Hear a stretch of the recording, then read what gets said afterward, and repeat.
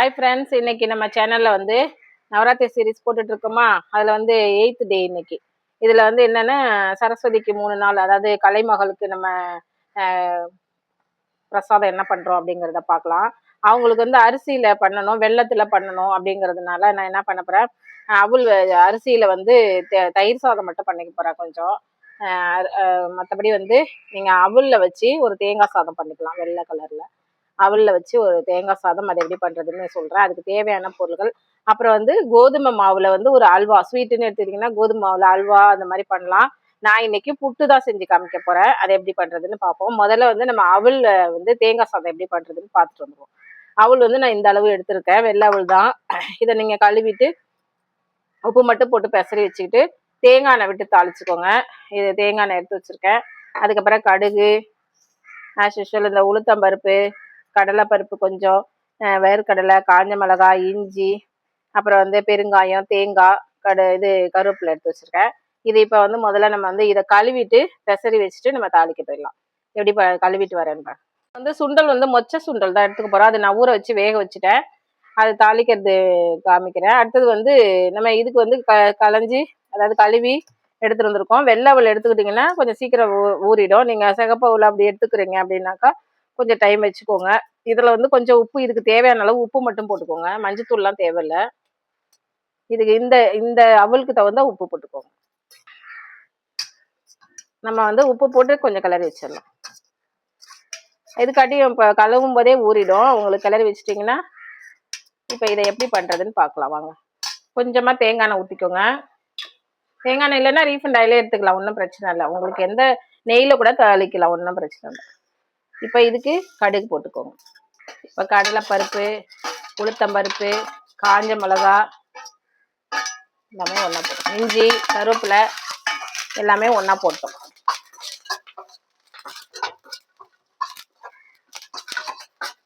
இப்போ இதுக்கு தேவையான பெருங்காயம், தேங்காய் எண்ணெயில் வாசிக்கும் உங்களுக்கு, அதனால தான் தேங்காய் எண்ணெயில் பண்ணது. போட்டுட்டு இதுலேயே தேங்காவையும் போட்டுருங்க. நம்ம அந்த அவளுக்கு இவ்வளோ தேங்காய் போதும். இதையும் ஒரு வதக்கிட்டு நம்ம ஏற்கனவே கழுவி வச்சிருக்கோம்ல, ஊற வச்சிருக்கோம்ல, அந்த அவளை சேர்த்துக்கோங்க.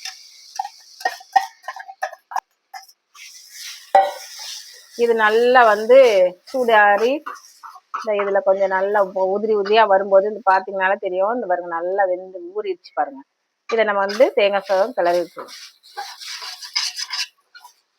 அந்த தண்ணி இருக்கிறதுனால கொஞ்சம் பிடிக்கும். நம்ம கழுவும் போது தண்ணி இருக்குல்ல, அதுதான். தண்ணிலாம் இதுல ஊற்றிடாதீங்க, கழுவும் போது இருக்கிற தண்ணி தான். நம்ம உப்பு இதுலயே சேர்த்துட்டோம் அவல்ல. ஈஸி இது. ஏன்னா வந்து டக்குன்னு நம்ம வந்து அரிசி எல்லாம் வடிக்கணும், போகணும், பச்சரிசியில செய்யணும், தேங்காய் சாதம் செய்யணும் அப்படின்னு எல்லாம் ரொம்ப அது. இன்னைக்கு தேங்காய் சாதம், பால் சாதம், மொச்சை சுண்டல், கொண்டக்கடலை சுண்டல், இந்த மாதிரி ஐட்டம்லாம் செய்யலாம். வெல்லம் வச்சு ஒரு ஸ்வீட் பண்ணலாம். சக்கரை பொங்கல் கூட நீங்க பண்ணிக்கலாம். நம்ம சேனல்ல வந்து சக்கரை பொங்கல்லாம் நம்ம பண்ணி காமிச்சிருக்கோம். அப்படிங்கறதுனால நான் என்ன பண்றேன், வித்தியாசமா ஒரு அவலை வச்சு பண்ணி காமிக்கலாம் அப்படின்ட்டு. ஏன்னா அரிசியில தேங்காய் சாதம் பார்த்துட்டு இருப்பீங்க. அம்மனுக்கு நம்ம அவல் வச்சு ஒரு தேங்காய் சாதம் பண்ணிட்டோம். இதுக்கு அவல் தேங்காய் சாதம்னு சொல்றேன், நீங்க பேர் எப்படி வேணாலும் வச்சுக்கோங்க. இவ்வளவுதான் ஃப்ரெண்ட்ஸ், நமக்கு அவல்ல ஒரு தேங்காய் சாதம் ரெடி ஆயிடுச்சு. லெமன் இது சேமியால கூட நீங்க பண்ணலாம் இன்னைக்கு. இவ்வளவுதான். அடுத்து வந்து நம்ம மொச்சை சுண்டல் எப்படி தாளிக்கிறதுன்னு பார்த்துருவோம். இப்போ நம்ம வந்து சுண்டல் தாளிக்கிறது மொச்சை சுண்டல் எடுத்துக்கலாம். இன்னைக்கு கொண்டக்கடலை, நேற்று தான் நம்ம கொண்டக்கடலை சுண்டல் பார்த்தோம். இன்னைக்கு கொண்டக்கடலை சுண்டல், மொச்சை சுண்டல் எது வேணாலும் எடுத்துக்கலாம். நான் மொச்சை வந்து நல்லா நைட்டே ஊற வச்சுட்டு பாருங்க, நல்லா வேக வச்சு உப்பு போட்டு வேக வச்சு எடுத்துட்டேன். இந்த அளவுக்கு வேக வச்சுக்கோங்க. நல்லா ஒரு 7-8 சவுண்டு வச்சிங்கன்னா தான் இந்த மாதிரி வேகும். அதனால நல்லா மொச்சைக்கு இந்த மாதிரி ஊற வச்சுக்கோங்க. வறுத்துட்டு ஊற வச்சாலும் சரி. அதனால மொச்சையில 2 வகை இருக்குது. இது வந்து அதான் ரங்கூன் மொச்சைன்னு சொல்லுவாங்க, நார்மல் மொச்சை. இந்த மொச்சை எடுத்துக்கோங்க. இதுதான் சுண்டலுக்கு நல்லா இருக்கும். இப்போ இது எப்படி தாளிக்கிறது, தேவையான பொருள். மொச்சையை வந்து வேக வச்சு எடுத்து வச்சிருக்கேன் உப்பு போட்டு. தாளிக்க வந்து எண்ணெய் ரீஃபண்ட் ஆயில் எடுத்துக்கோங்க. கடுகு, இஞ்சி, பச்சை மிளகாய், பெருங்காயம், கருவேப்பிலை, கொஞ்சம் தேங்காய் போட போறோம். அடுத்து நம்ம சுண்டல் பொடி போட போறோம். இவ்வளவுதான். கடுகு வெடிக்கிறதுக்கு எண்ணெய் ஊற்றிக்கோங்க போதும். இப்போ கடுகு போட்டுக்கோங்க. பெருங்காயம் போட்டுக்கோங்க. இஞ்சி, பச்சை மிளகாய், கருவேப்பிலை.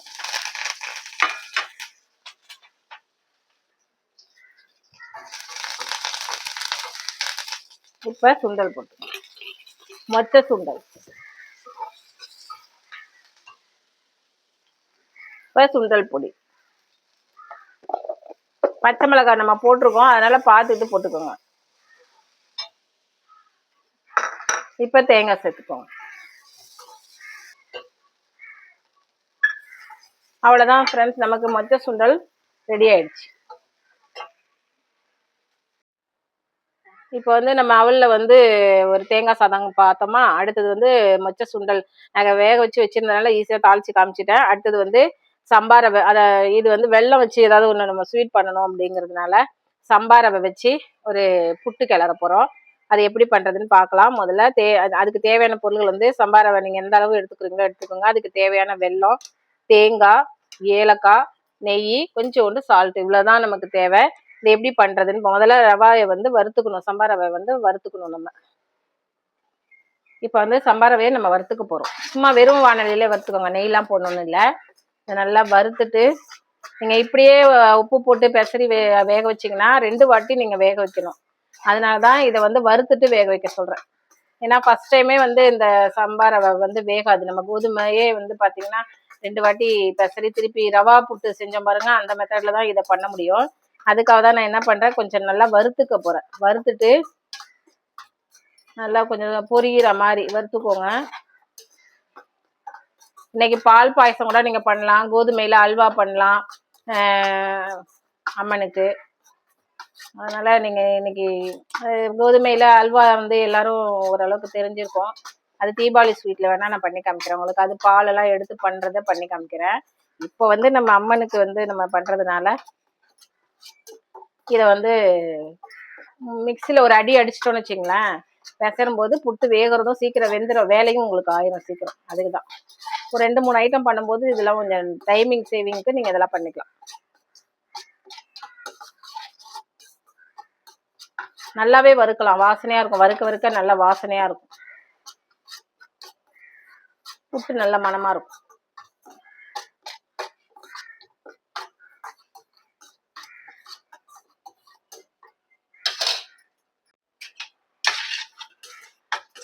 இப்ப இந்த அளவு வறுத்துக்கோங்க. இதை பொடி பண்ணிட்டு வந்துடலாம்.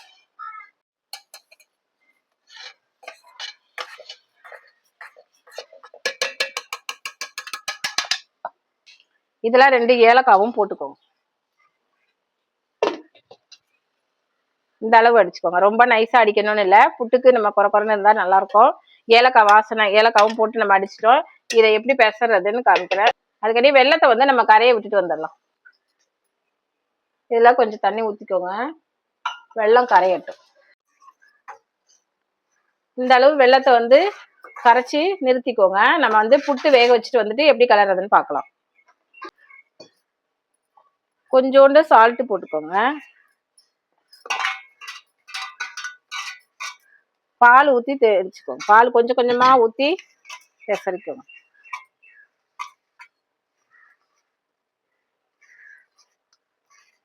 தண்ணி ஊற்றிக்கலாம், ஆனால் பால் ஊற்றிட்டீங்கன்னா நல்லா இருக்கும். கிளறும் போதே நல்லா ஏலக்காய், பால் எல்லாம் சேர்ந்து இந்த சம்பா ரவை வறுத்தது இல்லை நல்ல வாசனை. இதை ஒரு தடவை கண்டிப்பா ட்ரை பண்ணி பாருங்க. அம்மனுக்கும் நம்ம கோதுமையில செஞ்ச மாதிரியும் இருக்கும், பசங்களும் ஹெல்த்தியா கொடுத்த மாதிரி இருக்கும்.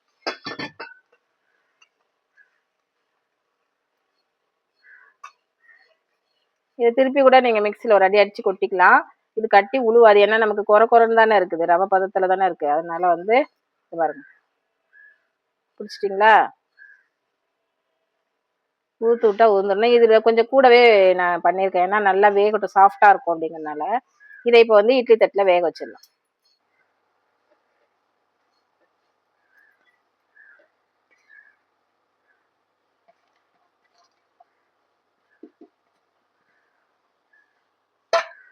இதை மூடி வச்சுட்டு வெந்தோடனே காமிக்கிறேன். தேங்காய் வந்து இந்த மாதிரி கீறி வச்சதுனால ஒரு மிக்சியில் ஒரு அடி அடிச்சுக்கலாம். இந்த மாதிரி அடிச்சுக்கோங்க. பசங்க எடுத்து வச்சிருவாங்க இல்லைன்னா தேங்காவை, அதனாலதான் மிக்சியில் அடிச்சுக்கிறது. இப்போ வந்து நல்லா வெந்துருச்சு பாருங்க. இந்த மாதிரி திரண்டு வந்தோடனே எடுத்து நம்ம இதை கொட்டிக்கலாம்.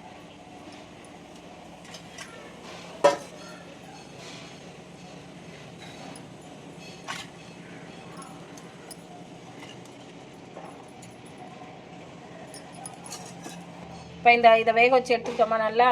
இப்போ இதில் வந்து வெல்லம் சேர்க்கணும். நம்ம வெல்லம் வந்து கரைச்சி வச்சிருந்தோம்ல, அதை சேர்த்துப்போம்.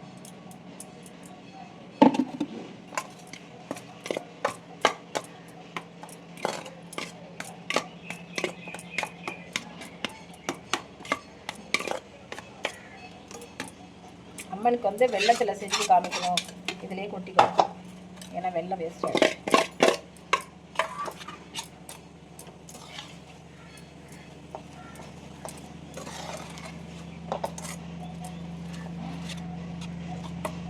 நல்லா வறுத்துட்டு மிக்சியில் ஒரு அடி அடிச்சுட்டு நீங்கள் வேக வச்சிட்டிங்கன்னா ஒரு வேலை முடிஞ்சிடும். கொஞ்சம் உப்பு போட்டுக்க போகிறீங்க, அவ்வளோதான். பால் வேணும்னா ஊற்றிக்கோங்க, இல்லைன்னா தண்ணியில் கூட நீங்கள் கிளறிக்கலாம். இப்போ இந்த தேங்காவை அடிச்சு வச்சுருக்க தேங்காவை போட்டுக்கலாம்.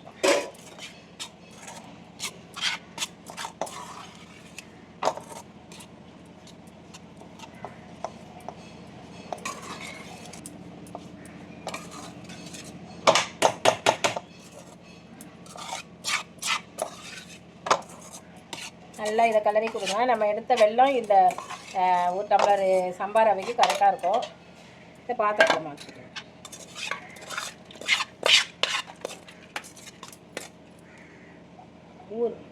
இனிப்பு எடுத்துக்கணும்.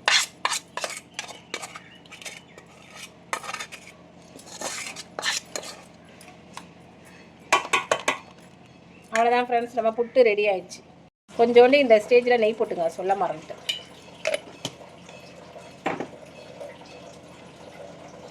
புட்டுனாலே கொஞ்சம் ட்ரையாக இருக்கிறதுனால நெய் போட்டுட்டோம்னா நமக்கு தொண்டையை மென்னியை பிடிக்காது, அதனால தான் நெய் சேர்க்குறது. இந்த நெய் வாசனையும் நல்லாயிருக்கும். சூட்டோடையே போட்டுருங்க, அதோட கரைஞ்சிரும். இந்த பாருங்கள், கரைஞ்சிச்சு பாருங்க. மென்னியை பிடிக்காது, பசங்க சாப்பிடும்போது சிரமப்படுத்துவாங்க, அதுக்காக தான் இந்த நெய் சேர்க்குறது. நம்ம வந்து சீரியஸ் 8th டேக்கு வந்து என்ன செஞ்சுருக்கோன்றதை பார்ப்போம். அம்மனுக்கு வந்து முதல்ல இந்த சம்பா ரவை, கோதுமை ரவை வச்சு ஒரு புட்டு பண்ணியிருக்கோம். வெல்லம் போட்டு, வெள்ளத்தில் ஏதாவது செய்யணுங்கிறதுனால அதை செஞ்சுருக்குறோம். அதுக்கப்புறம் வந்து அவலில் ஒரு தேங்காய் சாதம் மாதிரி இப்போ கிளறி இருக்கோம். தேங்காய் நல்லா ஊற்றி நம்ம தேங்காயெல்லாம் போட்டு கிளறி வச்சுருக்கோம். அதுக்கப்புறம் சுண்டல், மொச்சை சுண்டல் பண்ணணும், அதனால் மொச்சை சுண்டல் பண்ணியிருக்கோம். அடுத்தது வந்து தயிர் சாதம், மாதுளம்பழம்லாம் போட்டு தயிர் சாதம். இப்போ அம்மனுக்கு நெய்வேத்தியம் எப்படி எடுக்கிறதுன்னு பார்க்கலாம். முதல்ல தேங்காய் சாதம் எடுத்துக்கோங்க. இது அவலில் பண்ணியிருக்கோம், ரொம்ப நல்லாயிருக்கும். நீங்கள் செஞ்சு பாருங்கள், குழந்தைங்களாம் விருப்பமாக சாப்பிடுவாங்க. இதில் நீங்கள் கேரட் கூட துருவி போட்டுக்கலாம்.